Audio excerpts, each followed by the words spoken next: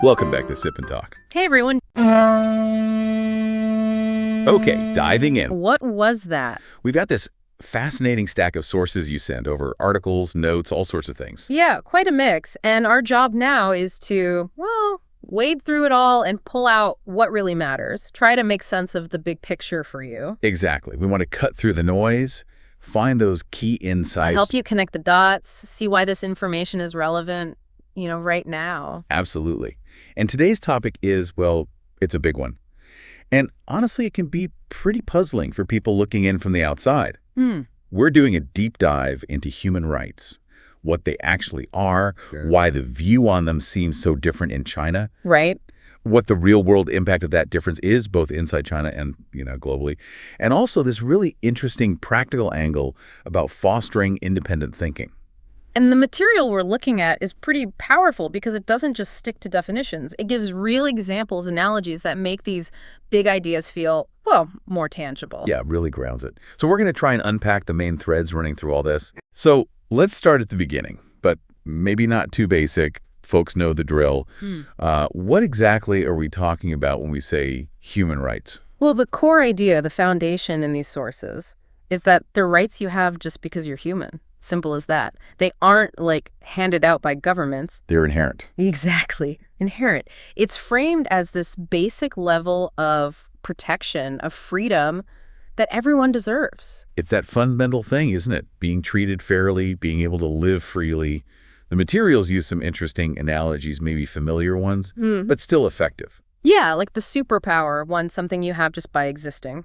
Or like air, you don't really think about it. Until someone tries to take it away or restrict it. Yeah. Makes it very clear how easy it is to take for granted. And it breaks down the key parts, right? Yeah. Freedom to speak your mind without being terrified. Crucial. Freedom to believe what you want to believe.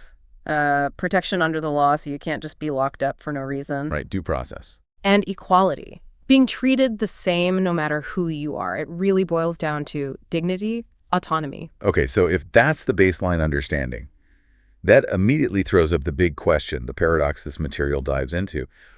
Why do so many people in China, or at least the official narrative, seem to see it all so differently, sometimes even pushing back against concerns from outside? Yeah, and this is where the sources are really helpful because they show it's not just one single thing, it's layered. Right, multiple factors. First off, there's the massive weight of state ideology, the propaganda machine. Absolutely. The government pushes stability first, the collective good over individual rights constantly. And the material suggests that this constant messaging isn't just ignored, it actually shapes how many people genuinely see things.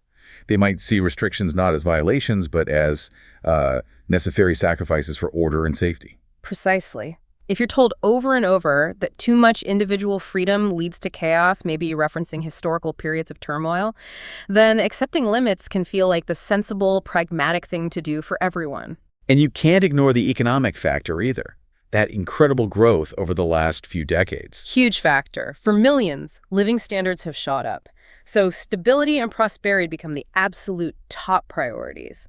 It's understandable, perhaps. Yeah, the material note said it's hard to get worked up about abstract rights when you're focused on, getting ahead, improving your family's life, especially if you personally haven't felt the sharp end of state control. Then you add the information environment, the Great Firewall, pervasive censorship. It drastically limits exposure to outside views or critical takes. It's like those VR glasses you mentioned from the source material. Exactly. That analogy is striking. You're only seeing the state-approved version of reality. So your understanding of sensitive topics, Xinjiang, Tibet, political dissent, it's almost entirely shaped by the official story. If you never encounter credible alternative information, how can you form a truly independent view? It's incredibly difficult. And the sources also point out how your own personal situation really shapes your view. Oh, definitely. Someone living comfortably in a major city, maybe they haven't run into surveillance issues or had their speech curtailed. Their lived experience is just vastly different from someone in a minority region or an activist or someone whose family has been targeted. It's like that Wi-Fi signal idea in the material. Some people have a strong signal for rights and freedoms, others have none at all.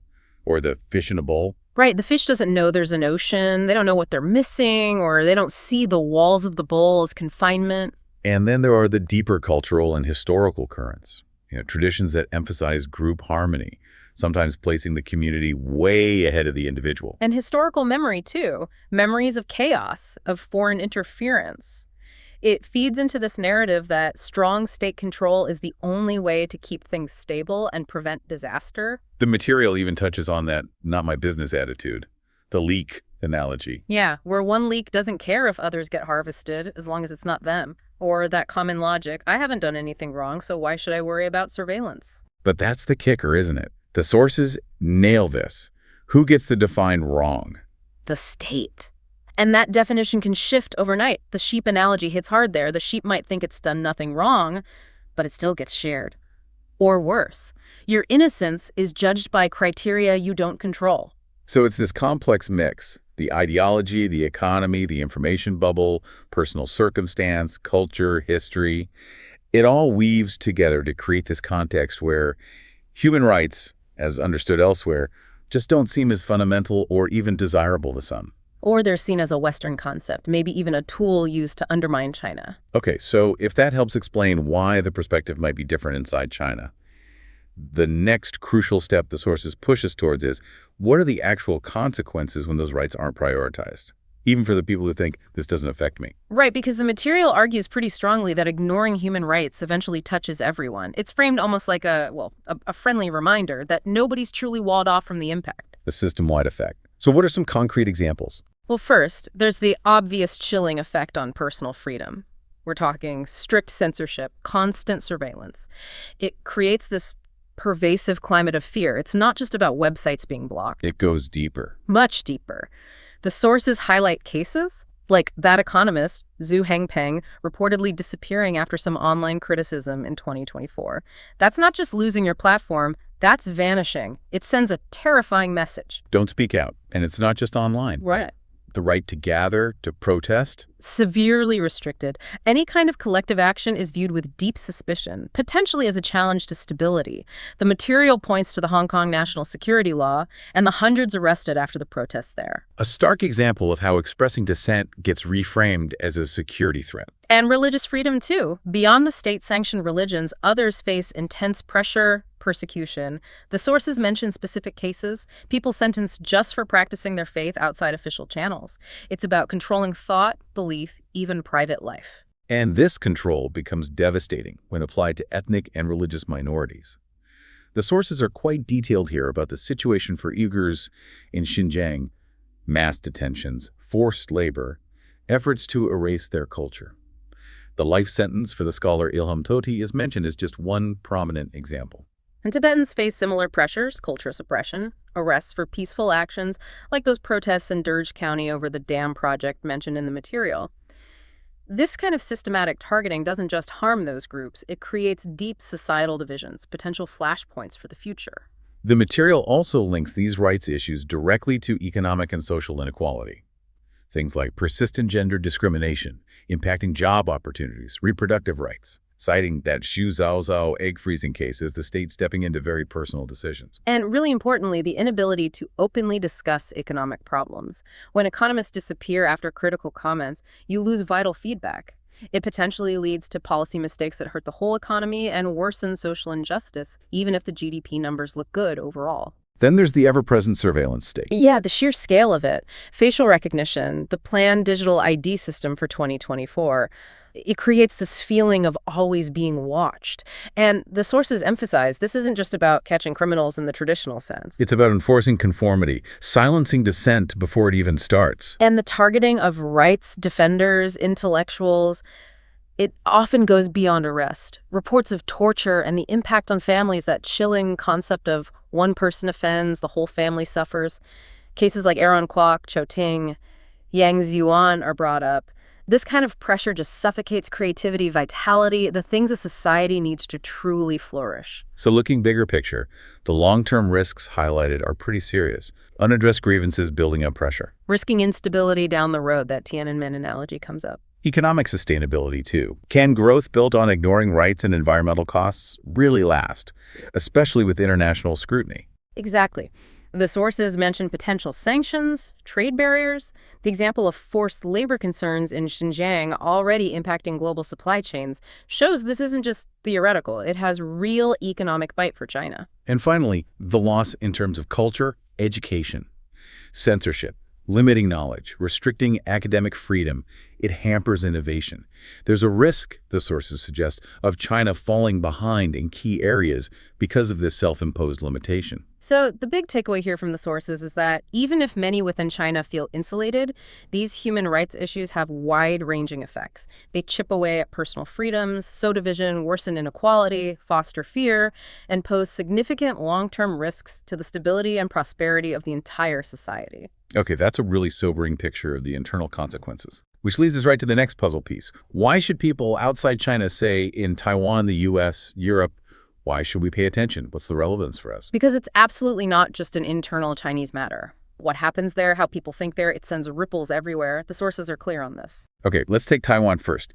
The economic links are undeniable, right? China's the biggest trading partner. It's absolutely massive. So understanding China's economic policies, its market shifts, that's not just academic for Taiwanese businesses. It's essential for strategy, for navigating risks like IP theft. And there are cultural links, too, despite the tensions, online gaming, things like that. But one benefit the material really emphasizes for Taiwan is, interestingly, cultivating critical thinking. Yes.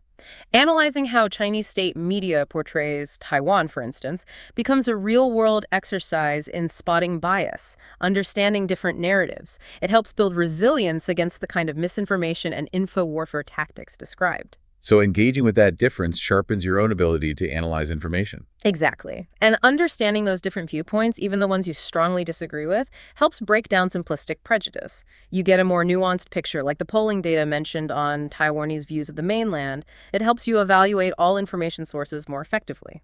And then there's the crucial aspect of crisis preparedness. Absolutely vital. Understanding China's military developments, its strategic goals, its actions like the increased pressure since 2016 mention, that provides indispensable context for Taiwan's own defense planning. It makes civil defense preparations, knowing about shelters, practicing drills, feel much more real and necessary when you understand the potential threats discussed, like blockades or cyber attacks. And it allows for practical economic planning too, developing alternative supply chains, contingency plans. So for Taiwan, paying attention is deeply practical. Economics, culture, critical thinking, security, it touches everything. Makes sense. Okay, what about Western countries, the US, Europe, others? How is understanding these dynamics beneficial for them? Similar themes, but maybe framed a bit differently. Economically, it's about global competition, identifying opportunities, understanding state-driven policies that affect international markets. Think about U.S. companies constantly reevaluating their supply chains, for example. And security, geopolitics obviously looms large. Huge. Monitoring China's military power, its diplomatic moves. That informs defense strategies, strengthens alliances. The material mentions how this understanding might drive cooperation between, say, NATO and partners in the Indo-Pacific like Japan or Australia. Global governance, too. Yes. Understanding China's role and approach within international organizations is crucial if you want to uphold a rules-based system.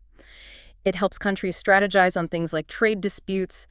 The EU challenging China's non-market practices at the WTO is given as an example. And then there's the values dimension, for countries that promote democracy and human rights. Paying attention to China's record is almost a necessity for advocating those values credibly on the world stage. Using that awareness to take action, like the Canadian sanctions related to the Uyghurs mentioned in the sources. So the takeaway is clear. For everyone outside China, paying attention isn't just about some abstract foreign policy interest. It's about navigating economic realities, ensuring security, shaping global rules, and defending core values. It has very concrete implications. Which brings us nicely to the final, maybe most pactable part of this deep dive. Fostering independent thinking. Given everything we've discussed, the censorship, the propaganda, the social pressures, how can people, either inside or outside China, actually encourage more critical, independent thought? And why does that matter for everyone? Well, the sources definitely acknowledge how tough this is. No illusions there. But they do offer some concrete strategies, and importantly, they point to signs there is a demand for this kind of thinking. Okay, so what are some approaches? A key one is simply getting access to diverse information, using tools to get around censorship VPNs, Tor. And the material notes that VPN usage is surprisingly high, right? which suggests people are actively looking beyond the official channels. Exactly. It shows a hunger for different perspectives, accessing international news sources, academic databases, places where you can find information not filtered through state control, like on WeChat or Baidu. Even just comparing a New York Times report to an official Chinese one side by side forces you to think critically. So information access is step one. What else? Encouraging a questioning mindset. Creating safe spaces, maybe small groups, maybe online, where it feels okay to ask why. Why is this policy this way? Are these official numbers accurate? Just planting that seed of inquiry. And facilitating open discussion, especially where anonymity offers some protection. Yeah, platforms like Reddit, Signal groups, maybe even Clubhouse in the past. Yeah. Places where ideas can be exchanged more freely without immediate fear. That Twitter discussion mentioned, drawing thousands on the national security law, shows people will engage if they feel they can. Then there's actively teaching or learning critical thinking skills. Right. Taking online courses on logic, reading guides on how to evaluate arguments and evidence, just practicing the habit daily, checking sources, looking for assumptions, assessing conclusions in news articles or social media posts. And the sources rightly stress making these resources available in Chinese. Building support seems important too. Finding like-minded people, looking to role models. Yeah, finding inspiration in figures who maintained independent thought despite huge pressure, like Liu Xiaobo or Fang Fang mentioned in the material, and building personal resilience, a mindset that can handle questioning deeply held beliefs. And the crucial point that ties it all together, coming back to why this matters for us outside China. It's this idea of mutual benefit, which the sources really hammer home. Engaging with these difficult questions, practicing our own critical thinking about China, supporting the free flow of information. It's not just some altruistic act of helping others over there. It strengthens us. It makes you, the listener, better equipped to spot misinformation from any source, navigate these complex global dynamics, and become more resilient in our own information-heavy world. Absolutely. It's about fostering a more informed, critical, global conversation, and that starts with each of us engaging with challenging realities like these. Okay, so pulling back, let's try and summarize this deep dive. We started by defining human rights, those fundamental, inherent protections and freedoms. Then, we unpack the complex reasons behind the different perspective often seen in China ideology, economic priorities, the information environment, culture, personal experience, all playing a role. We looked at the concrete, often hidden consequences when those rights are disregarded, showing how it impacts everyone within that society, undermining freedoms, creating divisions, and potentially jeopardizing long-term stability. And critically, we explored why this matters to everyone outside China, the tangible benefits for Taiwan, the US, Europe in terms of economic strategy, security, global governance, and strengthening our own critical thinking. Finally, we touched on practical ways to foster independent thought. Despite the challenges through information access, questioning, discussion, building skills, recognizing this is a mutually beneficial process. Yeah, this journey through the source material really highlights just how interconnected everything is. Human rights, stability, global affairs, critical thinking. Understanding these links feels more essential than ever. It really underscores that freedom isn't just some nice-to-have luxury. It's fundamental. And maybe, just maybe, the most stable society isn't the one where people are afraid to speak, but the one where they feel safe enough to speak, to question, to think freely. Why is that the case? Definitely something to chew on. That's our deep dive for today. I just want to give another shout out to Mickey from Mickey to Life. His channel is a treasure trove of inspiration, and he's a huge Sip&Talk fan. Absolutely. Make sure to check him out and maybe even share your awesome podcast intro with him once you've created it.